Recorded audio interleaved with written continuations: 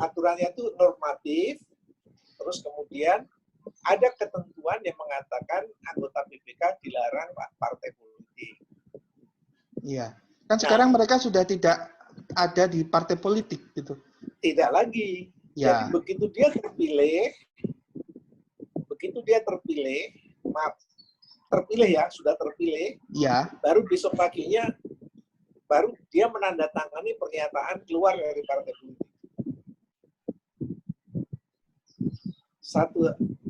Jadi begitu ada pengumuman dia terpilih, langsung dia bikin pernyataan keluar dari partai. Tapi kita melihatnya bukan itu.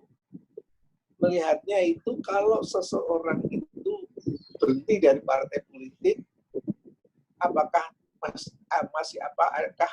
dia sudah putus hubungan dengan koleganya di partai politik. Nah, itu perlu dibuktikan lagi tuh, Pak, ya? Iya. Agak susah pembuktiannya itu. Jadi kita melihatnya di sana. Jadi misalnya sekarang dia anggota BPK dari partai politik A. Kemudian dia memeriksa gubernur yang partai politiknya A, sama-sama partai politik A. Ya, disitulah kemudian akan timbul yang dinamakan tidak independen itu, karena dia akan menjaga di sana.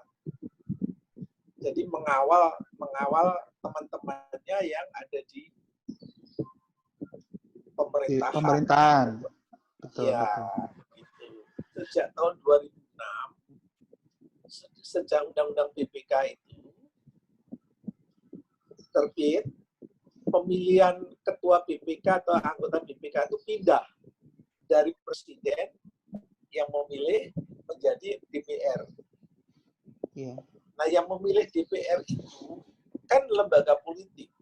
Betul. Sedangkan mereka itu kan harusnya independen. Betul, betul. Nah, itu oleh pembentuk Undang-Undang Dasar 45 yang amandemen yang ditempatkan di DPR. Iya. Nah, disitulah letaknya kenegarawan anggota DPR.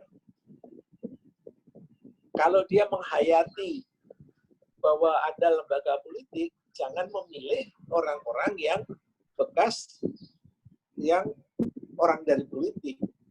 Betul, betul. Kan gitu yang diharapkan cara berpikir kita. Betul, betul, Pak. Nah, ini yang harusnya, karena yang milih kan Komisi 11 juga. Ya. Yang naik juga dari Komisi 11 juga. Iya. Seperti misalnya ada satu anggota yang tidak lolos anggota DPR, terus daftar menjadi BPK. Ya. Nah, yang seperti itu. Nah, kenapa kita menggugat ini? Karena Undang-Undang PT-UN itu pada periode sekarang itu ada 2 syarat orang bisa menggugat. Iya. Satu syaratnya adalah dia melanggar peraturan perundang-undangan. Iya. Itu satu.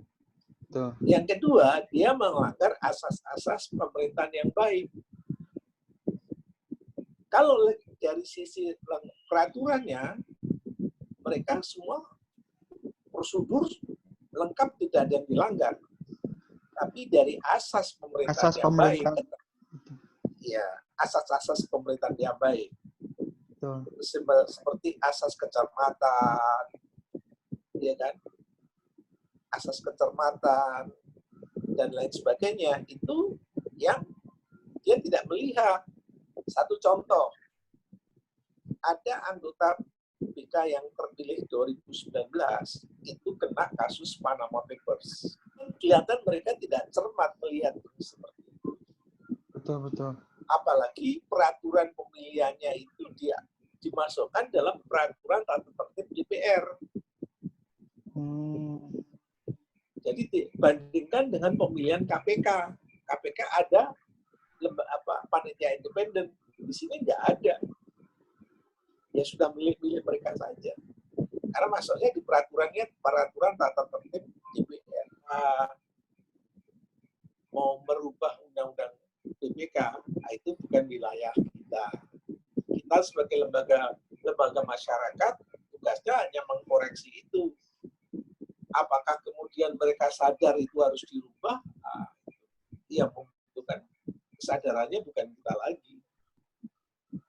Ya, Pak, kalau dasar gugatannya hanya ini ya Pak ya, apa artinya proses pemilihannya itu tidak didasari dengan tata laksana pemerintahan yang baik, asasnya gitu Pak. Asas, tidak mendasari pada asas-asas pemerintahan yang baik. Nah, kalau nanti di persidangan apa Pak yang menguatkan gugatan Bapak itu? Yang menguatkan kita itu banyak orang. Jadi yang menguatkan kita salah satunya adalah ada orang yang kena kasus tapi terpilih juga. Jadi ada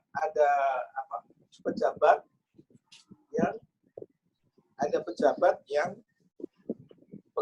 anggota BPK yang kena kasus, kemudian oleh majelis etiknya sudah dapat peringatan keras, tapi diloloskan.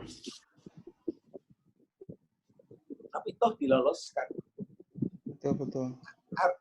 Artinya kita ini ada dua masalah ya. Iya. Masalah hukum dan masalah politik. Ya, kalau masalah hukumnya itu sendiri ada di sana. Iya. Yang kita kejar itu adalah masalah politiknya. Karena kalau ini sudah 3 kali periode modelnya seperti ini. 3 periode anggota BPK yang seperti ini ya? Iya. Dan sudah banyak orang anggota BPK yang sudah terkena kasus.